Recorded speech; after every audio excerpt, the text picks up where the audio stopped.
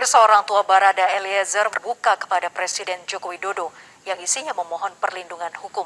Dalam suratnya, ayah dan ibu Barada Eliezer mengungkapkan kekhawatiran dan ketakutan orang tua Barada Eliezer dalam menghadapi kasus hukum yang menjerat anak mereka. Informasinya kami rangkum dalam Top of the Top berikut ini.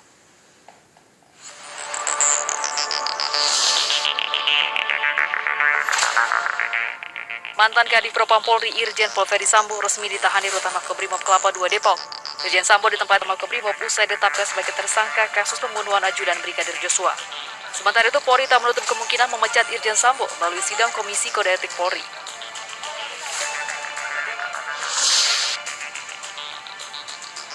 Ketua LPSK Hasto Atmojo-Suroyo menyatakan pihaknya kemungkinan batal memberikan perlindungan kepada istri tersangka Irjen Ferdisambo, Putri Chandrawati. Hal ini lantaran Putri tidak kooperatif terhadap proses asesmen di LPSK.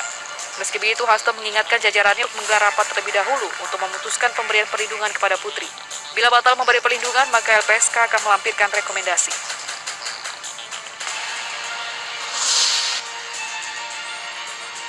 Orang tua Barada Eliezer menulis surat terbuka kepada Presiden Joko Widodo yang isinya memohon perlindungan hukum. Dalam suratnya, ayah dan ibu Barada Eliezer mengungkapkan kekhawatiran dan ketakutan orang tua Barada Eliezer dalam menghadapi kasus hukum yang menjerat anak mereka. Pihak keluarga juga meminta keadilan dapat ditegakkan bagi putra mereka.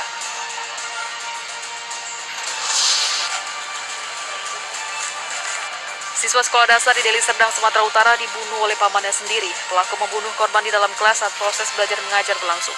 Setelah melakukan penikapan, pelaku langsung melarikan diri. Pihak kepolisian meminta kepada warga memberitahu kepolisian jika mengetahui keberadaan pelaku.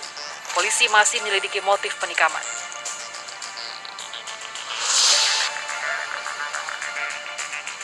Curah hujan tinggi menyebabkan tebing setinggi 30 meter di Desa Mandalahayu, Kecamatan Salopa, Kabupaten Tasikmalaya, longsor.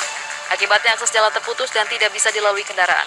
Beruntung tidak ada korban jiwa dalam peristiwa ini. Petugas yang dibantu warga terus melakukan upaya pembersihan material longsoran yang menutup jalan agar akses jalan bisa segera dilalui kendaraan.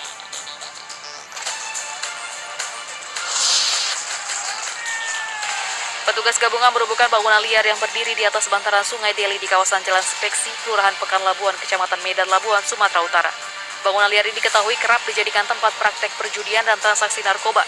Untuk mengembalikan fungsi Sungai Deli, nantinya petugas gabungan akan menertibkan seluruh bangunan liar yang berdiri di sepanjang Sungai Deli.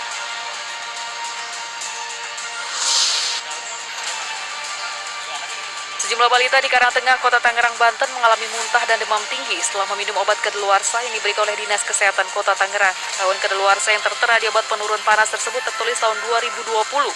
Obat ini diberikan setelah balita mereka ikut imunisasi.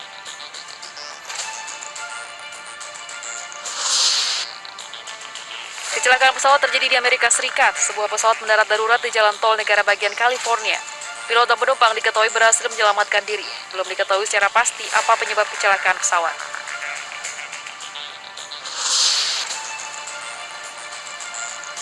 Serangkaian ledakan menerjang sebuah pangkalan udara militer di Crimea, wilayah Ukraina yang dicaplok Rusia. Satu orang dikabarkan tewas akibat insiden ini. Otoritas Rusia menyebut insiden terjadi karena ledakan sejumlah amunisi di lokasi. Pihak Moskow mengindikasikan insiden itu bukan sebuah serangan.